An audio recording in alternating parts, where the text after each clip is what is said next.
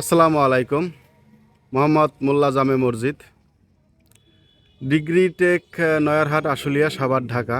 এটা 2018 সালের এই মসজিদটা নির্মাণ করা হয়। তো এখানকার মসজিদের যে পরিবেশ আমরা দেখে আসলে অনেকটা মুগ্ধ হয়ে গেছি। খুবই সুন্দর একটি স্থান। এখানের যে কবরস্থানের দৃশ্যটা তো আরও সুন্দর, আপনাদেরকে একটু দেখাই, চলেন। এখানকার কবরস্থানের চারিপাশটা গাঁদা ফুল দিয়ে একদম সুন্দর সাজানো গুছানো হয়েছে। এই মসজিদের উজুখানাটা হচ্ছে এই যে এইখানে, চলেন একটু দেখাই আপনাদের। এই যে এটা হচ্ছে মসজিদের উজুখানা, আর ওই সাইডে হচ্ছে ওয়াশরুম, এটা হচ্ছে উজুখানা।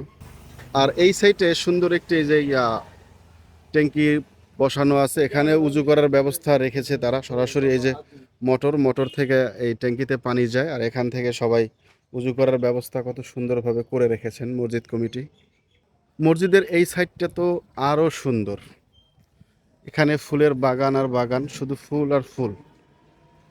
এই যে এই সাইডটা শুধু ফুল দিয়ে একদম সাজানো এই বাগানটা, খুবই পরিপাটি। তো বাংলাদেশের প্রতিটা মসজিদ যদি এরকমের নান্দনিক সুন্দরভাবে করা যেত তাহলে কিন্তু অনেক সুন্দর লাগতো। মসজিদের এই লোকেশনে আপনারা যেভাবে আসবেন, সাভার স্ট্যান্ড থেকে সরাসরি রিক্সা নেবেন যে আমরা সিন্দুরিয়া যাব। সিন্দুরিয়া থেকে যদি কাউকে বলেন যে আমরা মোল্লা জামে মসজিদ যাব, আপনাদেরকে সরাসরি এখানে নিয়ে আসবে এই মসজিদে। এটা হচ্ছে মসজিদের ডান বাক্স।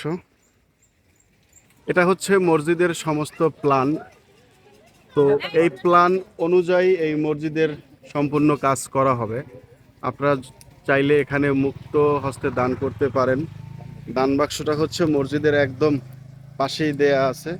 এখানে আপনারা যে যা পারেন অবশ্যই দান করবেন। এখানে পথচারীরা এসে তাদেরও উপকার হয়, সেটা হচ্ছে হাত মুখ ধুতে পারে, কারণ এখানে অনেক পর্যটন আসে। আসলে তারা দেখা যায় মাঠে ঘাটে হাঁটে, পায়ে অনেক ধুলা লেগে যায়, এখান থেকে তারা পয় পরিষ্কার হয়ে নিতে পারে। এবং নামাজের হলে এখান থেকে সবাই নামাজ কায়েম করতে পারে, সেই ব্যবস্থাও করা আছে। সামনের বারান্দা খোলা, কিন্তু জামায়াতের সময় ভিতরের দরজাগুলো খুলে দেওয়া হয়। আজ এই পর্যন্তই।